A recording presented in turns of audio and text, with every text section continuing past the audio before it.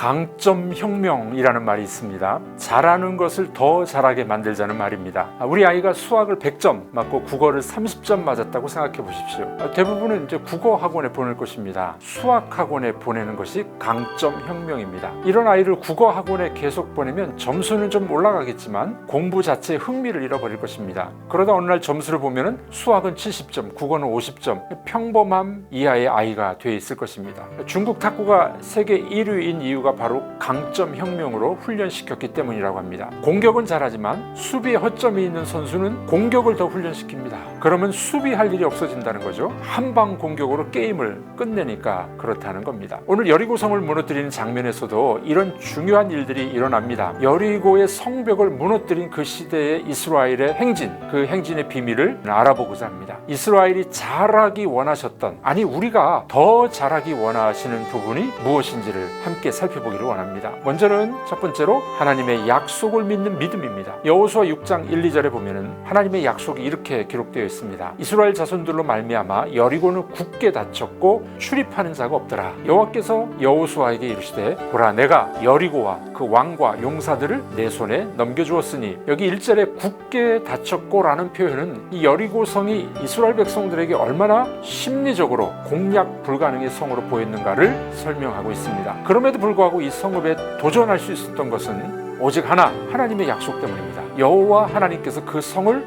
여호수아와 이스라엘의 손에 붙이셨다라고 말씀하신 것입니다. 더 이상 무엇을 두려워하겠습니까? 천지는 변해도 내 말은 없어지지 않는다고 말씀하신 그 약속이 아닙니까? 성경은 약속의 책이며 성경의 하나님은 약속의 하나님이십니다. 약속을 신실하신 하나님이십니다. 강점혁명, 이스라엘 백성들이 그 하나님의 약속에 대한 믿음이 더 커지도록 만들었던 것이었죠. 두 번째로 말씀을 순종하는 믿음입니다. 약속의 말씀을 알고 믿는 것은 중요합니다. 그러나 더 중요한 것은 순종입니다. 순종하는 행동입니다. 이제 하나님은 여호수아와 이스라엘 백성들에게 여리고 성벽을 무너뜨리기 위한 구체적인 지침을 말씀하십니다. 남은 게 뭡니까? 순종입니다. 순종. 파스칼은 이런 이야기했습니다. 신앙은 이성을 십자가에 못 박는 것이다. 그래서 때때로 하나님은 이성과 상식의 판단을 넘어선 순종을 요구하십니다. 그러면 하나님은 이스라엘 백성들에게 어떤 순종을 요구하셨나요? 여호수아 6장 3절을 봅니다. 너희 모든 군사는 성을 둘러 성 주위를 매일 한 번씩 돌되 엿새 동안을 그리하라 라는 것입니다. 그리고 제7일에는 7번 돌라는 것입니다. 아니 성을 공격하는 것이 아니라 성을 그냥 매일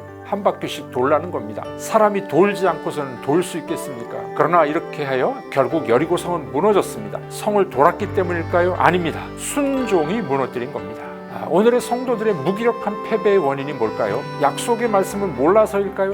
아닙니다. 우리는 어쩌면 지나치게 성경 말씀을 알고 있는지도 모릅니다. 그런데 문제는 순종하지 않기 때문에 그렇습니다. 하나님께서는 강점혁명, 우리들의 믿음, 우리의 순종 더 강화되기를 원하십니다.